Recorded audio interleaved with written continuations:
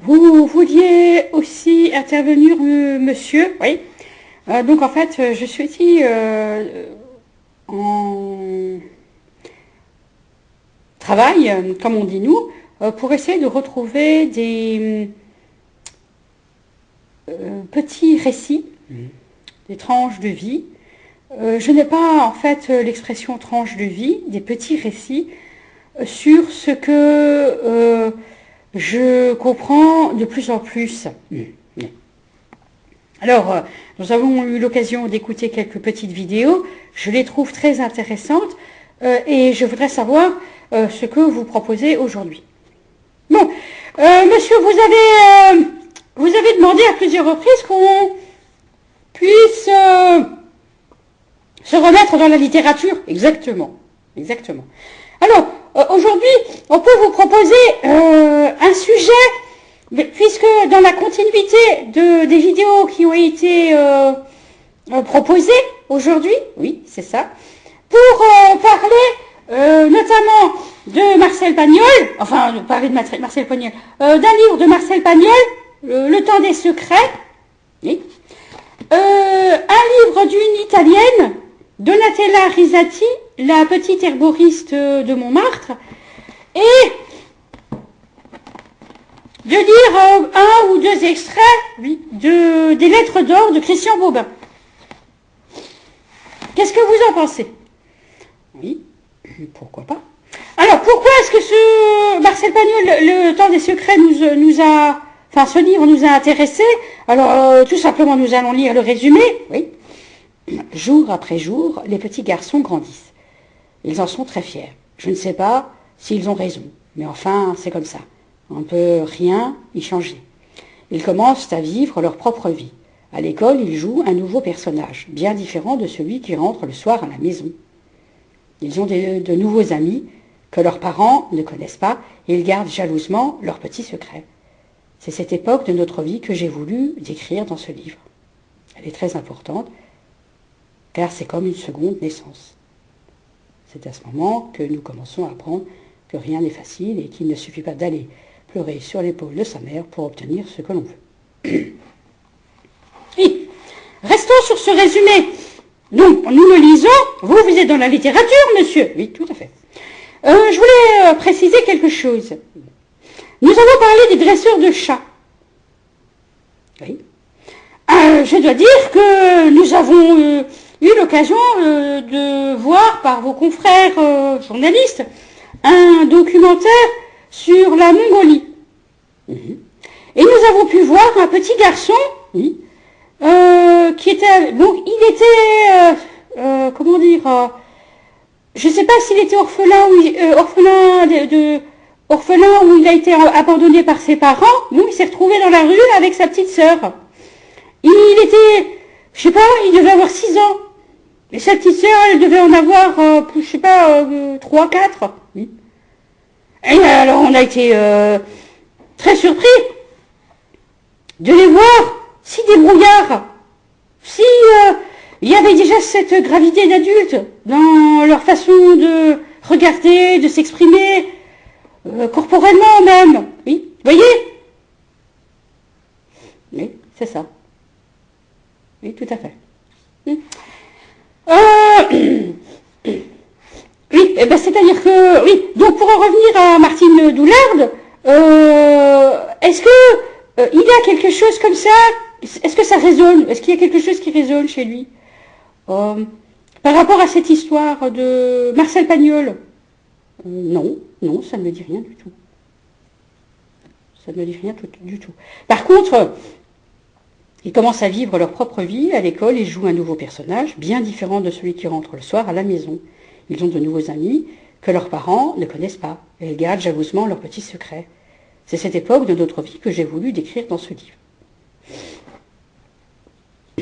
Bon, vous vouliez parler d'un instituteur italien. Oui. Oui. C'est sûr que c'est des anecdotes qui ont été mentionnées par des personnes elles ne sont pas forcément italiennes. Tout à fait. Ce sont des personnes, c'est plutôt la Russie qui le dit, puisque en Russie, c'était à peu près comme ça que ça pouvait se passer. Mais il parlait d'un instituteur. Au départ, c'était comme ça, donc un instituteur, et qui est après devenu très connu. On le précise tout de suite. Un instituteur qui est devenu très connu. Et alors, il avait évidemment des enfants un peu de fermiers, des choses comme ça, oui, qui arrivaient dans son école. Et il voulait mettre en place beaucoup de choses pour que ses enfants puissent parler à leurs parents, et que ses parents puissent lui répondre convenablement. Ah bon? Oui, parce que, bon, évidemment, il fallait qu'ils puissent, répondre comme lui voulait qu'ils apprennent à parler avec lui. Puisque vous nous avez dit, vous les Italiens, vous nous avez dit qu'en fait, oui, on s'adresse à Martine Doulard d'une certaine manière, puisque ça a été bien posé au départ. Oui, c'est ça, parce que vous aviez un litige, exactement. Bon, alors on s'était dit, tiens, effectivement, quelque part, je ne sais pas, on s'était dit, ça pouvait être pratique de pouvoir se parler de cette manière-là, jusqu'à pouvoir se parler et puis vraiment aborder le sujet du litige. En fait, on l'aborde pas tellement.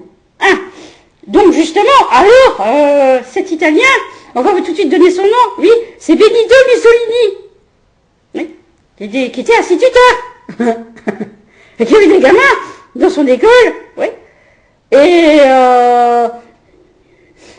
donc il enseignait cette manière de parler à ces gamins italiens.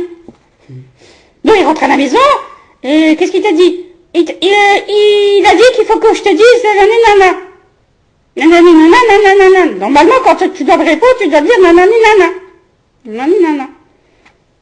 Et alors, quand il revenait à l'école, il devait attendre la réponse. C'est-à-dire, l'instituteur, ouais, il devait attendre la réponse des parents, et donc il retournait à l'école, et l'instituteur devait écouter ce qu'il disait. Mais alors, évidemment, il n'obtenait pas, au départ, il n'obtenait pas des réponses satisfaisantes, bien sûr. C'était pas ça. Et donc, c'était beaucoup ça qu'il leur enseignait. Donc, ils apprenaient parfois par cœur une phrase, et ils rentraient à la maison, ils avaient leur phrase.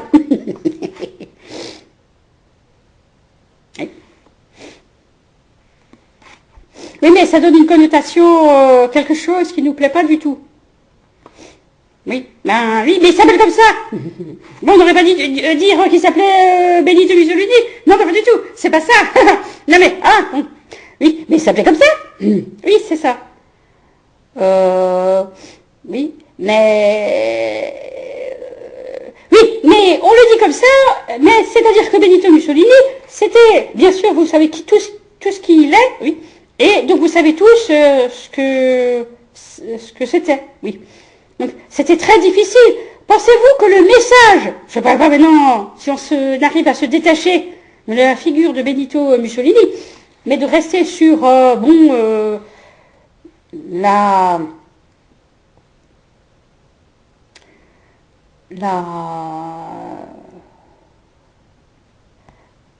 poids du message que ça pourrait être, oui, tout à fait.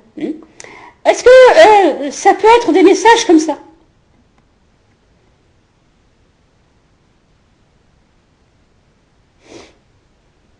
Oui.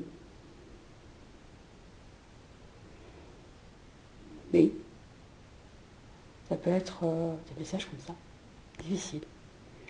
Mais sans le reste, mais ça peut être, oui, des messages aussi difficiles. Oui, moi je voulais rester. Mais alors on est un peu provocateur, oui, c'est ça. Donc, est-ce que les Hollandais pour Martine Doulard, oui, comment ils entendraient ça? C'est difficile évidemment. Oui, c'est ça. Mais on a l'impression comme il parle, il n'a pas peur de ça, non?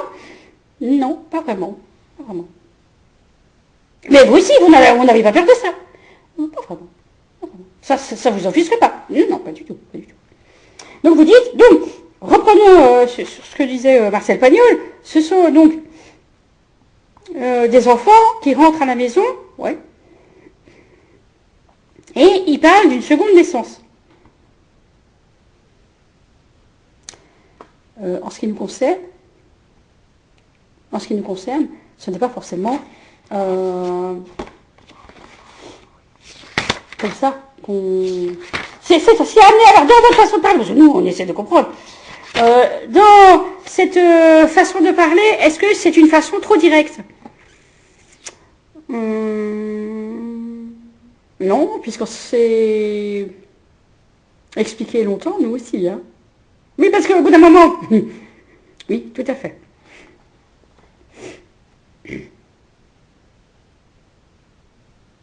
Alors, est-ce que ça vous donne premièrement l'envie de lire Le Temps des Secrets de Marcel Pagnol?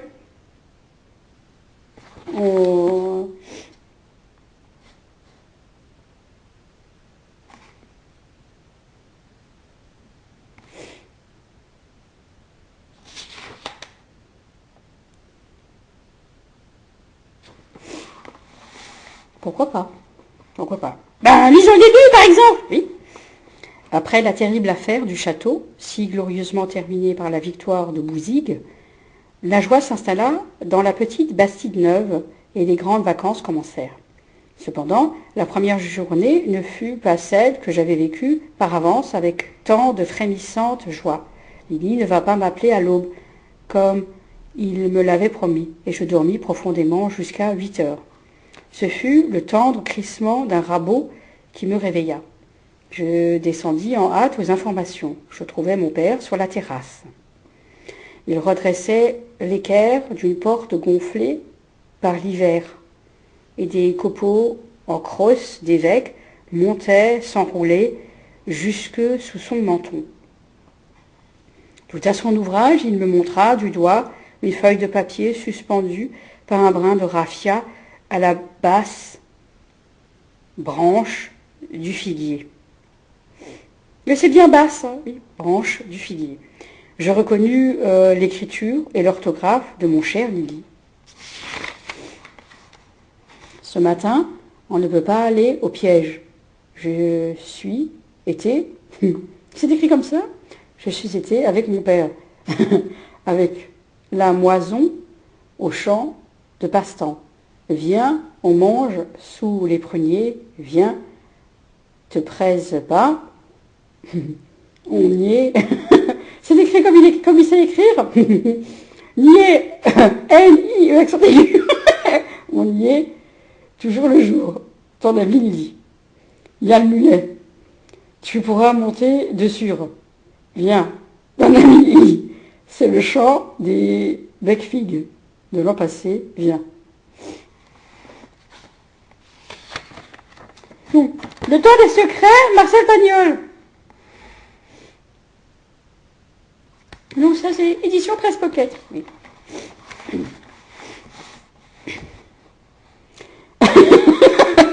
Oui, c'est intéressant, oui. Bon, vous utilisez le rabot? Oui, c'est vrai. Oui, effectivement. Oui. Donc vous êtes mis à la menuiserie? Oui.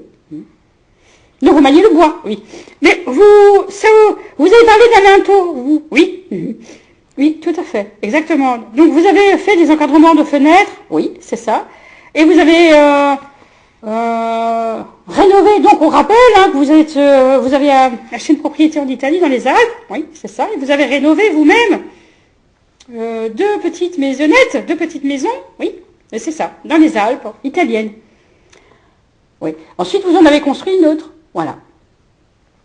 Et l'équerre d'une porte gonflée par l'hiver, oui. Moi, je n'ai pas cette difficulté-là, mais c'est vrai que parfois, on avait des difficultés à faire comprendre à beaucoup de personnes que quand on travaille en été, c'est agréable, mais quand on travaille en hiver, ça ne l'est mais alors pas du tout, puisque il faut s'organiser longtemps pour être en hiver dans les Alpes. Oui, c'est ça, Parce que le supermarché, et vous dites, est à 30 minutes du lieu où vous habitez. Non, non, non, non. Bon, en hiver, c'est 1 heure. Hein. Oui, oui, c'est ça, tout à fait. Pour en revenir, vous connaissez Marcel Pagnol non, monsieur, on va revenir à monsieur. Oui, oui. Vous connaissez Marcel Pagnol non, pas vraiment. Bien. Monsieur, le temps des secrets oui. Bon. Bon. oui, oui c'est extrêmement intéressant de lire. C'est extrêmement intéressant de lire Marcel Pagnol, parce que Marcel Pagnol, ça se lit pas comme ça. Ça se lit comme ça. Je descendis en hâte aux informations. Je trouvai mon père sur la terrasse. Il redressait l'équerre d'une porte gonflée par l'hiver, et des copeaux en crosse d'évêque montaient s'enrouler jusque sous son menton. Où à son ouvrage, il me montra du doigt une feuille de papier suspendue par un brin de raffia à la brasse branche du figuier. Et je reconnus l'écriture et l'orthographe de mon cher Lily. Oui, c'est intéressant. Voilà, c'est intéressant comme c'est lu. Oui, c'était lu comme ça, pour nous. Vous savez comment c'était lu, Marcel Pagnol pas... Non, pas spécialement, non, non. On avait lu Ubu, oui, c'est ça, Ubu, on a su comment c'était lu. Oui, tout à fait, tout à fait. Ça, je sais. Après la terrible affaire du château, si glorieusement terminée par la victoire de Bouzigues, la joie s'installa dans la petite Bastide neuve et les grandes vacances commencèrent. C'est comme ça que ça se lisait chez nous. Ah, voilà. Oui. Bon, monsieur, est-ce que c'est de la littérature, Marcel Pagnol? Oui. Oui, oui. Oui, c'est de la littérature. Si, si, c'est intéressant, parce que le gamin, il écrivait, oui, c'est ça, avec son orthographe de gamin. Oui, c'est ça. Mais, oui, mais les parents pouvaient écrire aussi comme ça. Oui, certainement, hein, certainement. Oui, c'est ça, mais c'est intéressant. Oui, c'est intéressant. Oui, tout à fait. Tout à fait. Vous savez qu'il y a aujourd'hui, bon, c'est désuet, mais on faisait des analyses, comment on dit, c'est graphologique, oui, hein, c'est ça, c'est intéressant. Mais on peut faire aussi des analyses comme ça sur l'orthographe. Avant de devenir instituteur, oui, c'est ça. On est supposé regarder aussi ce genre d'écrit et s'habituer à en voir, oui. Et à en faire, à être une sorte... alors, c'était forcément idéalisé, à être une sorte de chercheur. Oui, c'est ça, pour toujours améliorer sa manière d'enseigner et de regarder les choses, enfin de regarder les écrits. Oui, tout à fait, exactement. Mais, donc, ça peut être extrêmement intéressant. Oui, tout à fait. Dans ce qui me concerne, j'ai trouvé cette remarque très intéressante. Vous faisiez ça, vous, quand vous étiez journaliste, monsieur, en Hollande? Non, ça je fais pas. Ça je fais pas. Je fais pas des choses comme ça. Nous, on en fait. On a fait hein, des recherches comme ça. Enfin, oui. Ben, nous aussi. Oui, tout à fait. Oui, c'est intéressant. Oui. Alors. Donc c'était le temps des secrets, Marcel Pagnol, nous avançons un petit peu. Tout de suite, nous lisons un court extrait de Les Lettres d'or de Christian Bobin. Oui. Il y a ces deux choses en nous, l'amour et la solitude. Elles sont entre elles comme deux chambres reliées par une porte étroite. Écrivant, on va de l'une à l'autre incessamment. On ramasse ce qui est sous le ciel, ce qui brûle dans le sang. On en fait un bouquet de fleurs géantes, semblables à celles que découpent les enfants dans du papier peint. On l'offre à une jeune femme.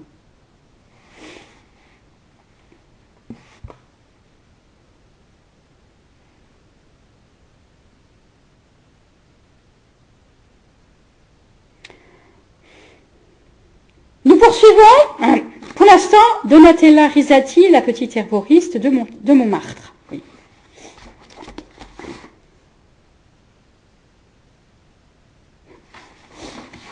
Nous allons lire,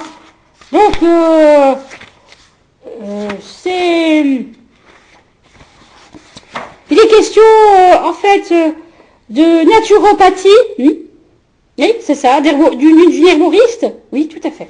Donc, alors, on voulait préciser ce terme-là parce que vous êtes avec votre compagne. Oui. Alors, je ne sais pas, elle est herboriste, elle est naturopathe. Martine Oulard.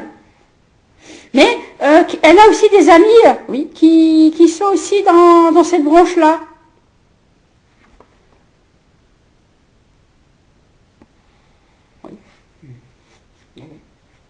Bien. Donc c'est le prologue, Paris, novembre 2004. La montée de la rue Le Pic était éprouvante. Sous un ciel de plomb gonflé de nuages, la rue, d'habitude animée et remplie de touristes, de voitures et de badauds pressés, était étonnamment calme. Le froid glacial s'infiltrait à travers mes bottes et les collants que je portais sous mon pantalon. Serré dans mon gros manteau en laine, j'ai rabattu la capuche sur mon visage pour en savourer la chaleur tiède en approchant du café des Deux Moulins et de sa façade d'un rouge éclatant. Voilà, je m'arrêterai là pour l'instant. Donatella Risati, la petite herboriste de Montmartre, aux éditions Pocket.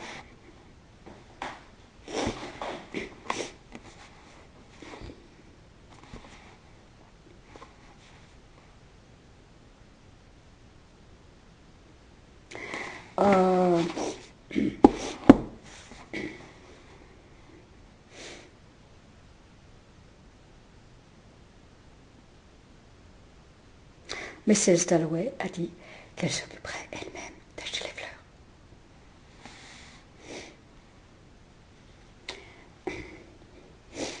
fleurs. Monsieur qui est dans la littérature, oui. Donc vous êtes très rigoureux dans le choix de vos livres. Oui, c'est ça. Nous avons lu Christian Bobin. Oui, c'est ça. Ce sont des textes que vous pouvez lire. Oui, oui, tout à fait. Et en ce qui concerne le texte de Donatella Risati, je ne suis pas dans cette littérature, très, très précisément. Mais par contre, j'apprécie parfois des initiatives qui consistent à écrire et à nous informer. Je trouve que c'est intéressant. Oui, vous nous préciserez ce que vous entendez par les textes de la littérature que vous préférez, enfin que vous avez voulu mettre en avant. Oui, c'est ça. Il faudrait nous préciser. Oui. En fait, quand je parle de littérature, je parle simplement d'un texte qui peut très facilement me recadrer, moi, dans ce que je suis en train de faire. Alors, je suis très content de lire Marcel Pagnol, Le temps des secrets. Je suis très content de lire ça. C'est un texte très, très intéressant sur notre manière de travailler. Nous travaillons de cette manière-là. Non, il y a une sorte de flottement. Oui, c'est-à-dire que j'ai eu l'impression que vous ne comprenez pas que quand je travaille de cette manière-là, je vais absolument savoir qui voulait absolument me parler. Quand vous parlez, par exemple, vous dites ma compagne, oui, c'est-à-dire que vous êtes en couple maintenant, oui. Oui, oui, tout à fait. Donc, Martine Doulard, oui. Enfin, oui. On parle aux Hollandais qui vous connaissent aussi, hein. Oui, tout à fait. Il est en couple, c'est vrai. C'est vraiment ce qu'il voulait exprimer aussi, sa manière de s'exprimer. Oui, donc il voulait absolument dire à tout le monde que cette manière de répondre à ma demande est pas idiote du tout. De revenir sur le temps des secrets, de revenir sur ce que vous nous apportez comme élément, c'est pas idiot du tout.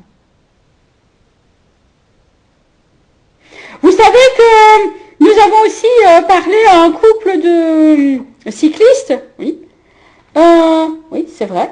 La femme a cette chose, vous savez, le P labial, comme on dit, c'est les lèvres qui font une sonorité. Vous savez, il y a le son dental, comme on dit, c'est la langue qui se cogne contre les dents, oui, c'est ça. Et labial, c'est quand c'est les lèvres qui se... on faisait quand on apprenait l'alphabet. Oui, c'est ça. Mais vous accentuez, ça fait hérisser les cheveux sur la tête. Ça fait dresser les cheveux sur la tête, hérisser le poil. Oui. Voilà. Donc c'est exprès, laissez les expressions arriver comme elles viennent. C'est du même acabit, monsieur. Oui. Oui. Très bien. Très bien. Donc le français n'est pas votre langue. Alors on a l'impression qu'on est dans un gabarit langagier, je ne sais pas comment vous pourriez dire ça. Oui. Le français n'est pas votre langue maternelle. Non, c'est ça. Le français n'est pas notre langue maternelle. Oui, c'est ça. Exactement. Ah, c'est ça. Et je voulais préciser que... Non, en fait, la cycliste qui est aussi à la radio et qui connaît très très bien Martine Doulard, je voulais préciser qu'on est extrêmement intéressé par le livre de Donatella Rizzati, la petite herboriste de Montmartre. Et j'ai trouvé que c'était intéressant de pouvoir avoir quelques passages sur la boutique, par exemple. Tout à fait, tout à fait. Et j'ai trouvé que c'était intéressant d'avoir alors un texte plus pour répondre à monsieur dans ce qu'il veut exprimer. Bien, alors donc nous avons reçu donc le rouge et le noir de Stendhal. Oui, c'est ça. Stendhal, c'est de la littérature, monsieur. Oui, tout à fait. Est-ce qu'il faut lire le début? Oui, tout à fait. Donc, chapitre 1er, livre 1er, chapitre 1er, une petite ville.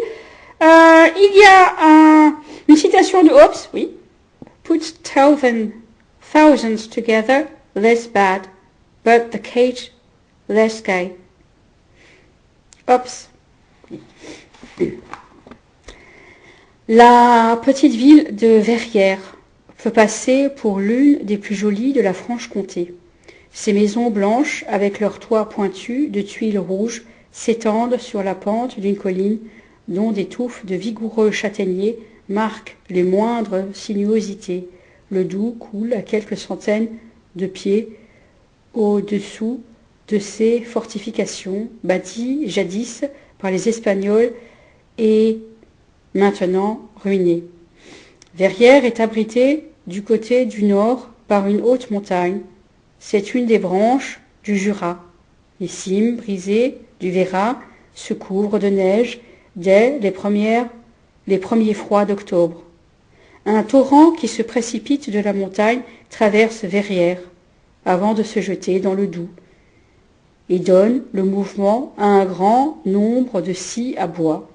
C'est une industrie fort simple et qui procure un certain bien-être à la majeure partie des habitants, plus paysans que bourgeois. Ce ne sont pas cependant les scies à bois qui ont enrichi cette petite ville.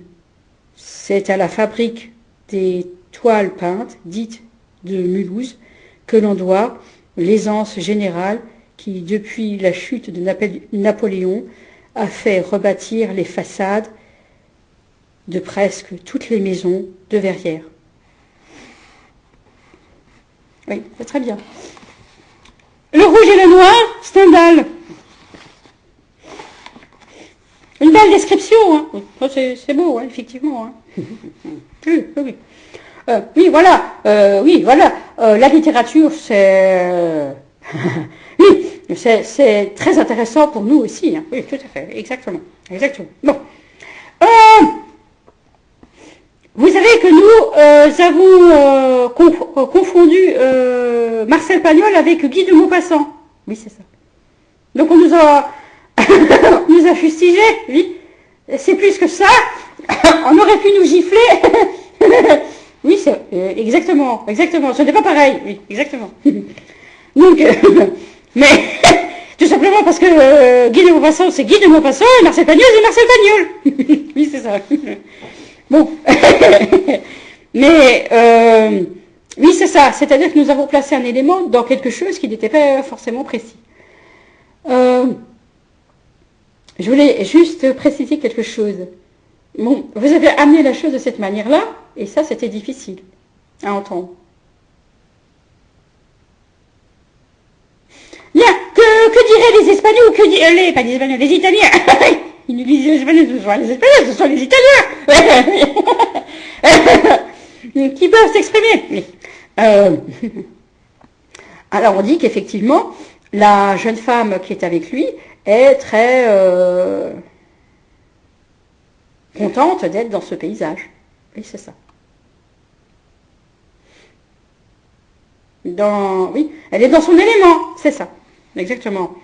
Oui, parce que c'est extrêmement important pour nous de faire ça. Oui, nous y reviendrons peut-être, oui. Vous inviterez peut-être l'herbier des montagnes, pourquoi pas. Et donc c'était la question à poser à Martine Doulin et à vous, hein, si vous connaissiez l'herbier des montagnes. Alors là, pas du tout. Le principe de l'herbier, un peu, mais pas l'herbier des montagnes. Pas l'herbier des montagnes. Ça, on ne connaît pas. Non, mais enfin si, dans les Alpes, on connaît l'herbier des montagnes.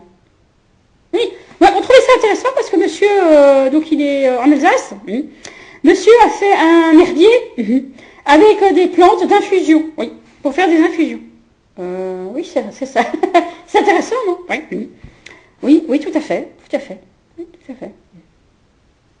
Oui, c'est vrai. Oui, tout à fait. Bon, c'est pas le premier à l'avoir fait. Oui, ouais. Ben, il est assez connu dans la région. Oui, c'est ça, exactement. Oui.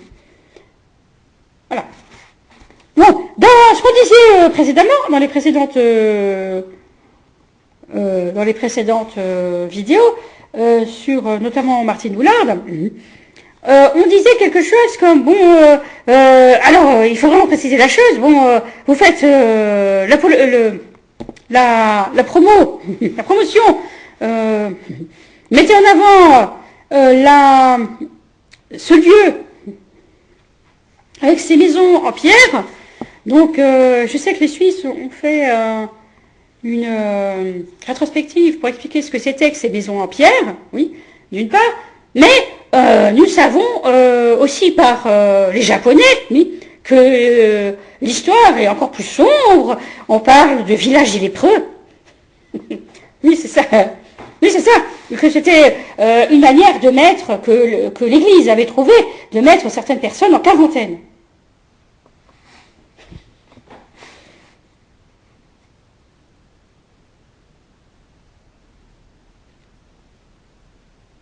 Vous avez un commentaire sur ce qui était dit, notamment par les Japonais? Oui, oui, c'est ça. C'était à peu près... Oui, nous savons que les Ukrainiens savent aussi ce que c'est. Oui, oui, tout à fait. Tout à fait.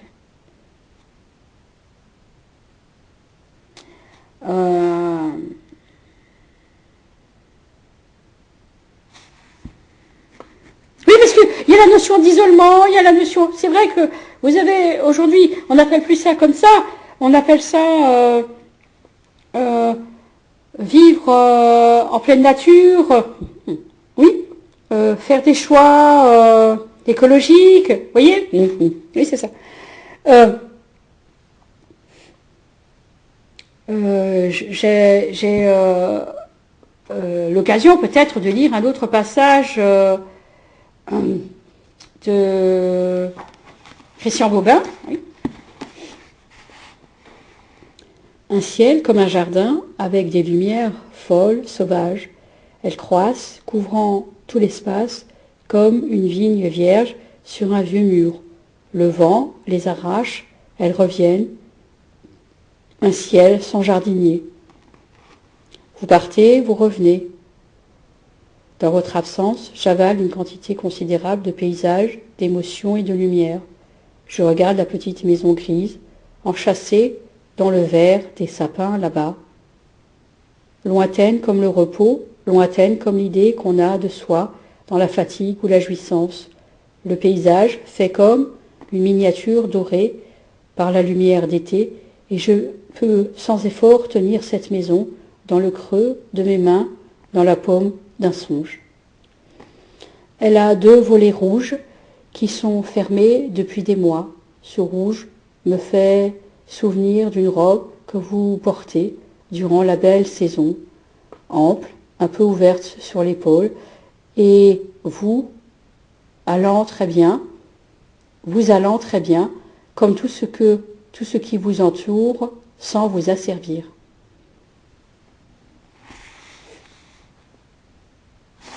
Les lettres d'or, Christian Bobin, oui. L'édition Fata Morgana, oui.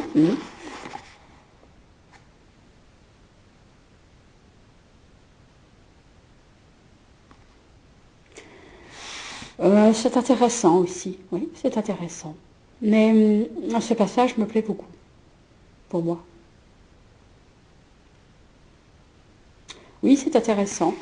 Je voulais préciser quelque chose. Oui, monsieur a fait une demande de pouvoir parler comme ça, se promener dans la littérature.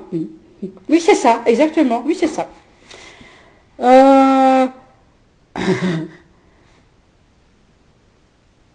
Je voulais préciser qu'il a bien apprécié un passage qui a été lu là.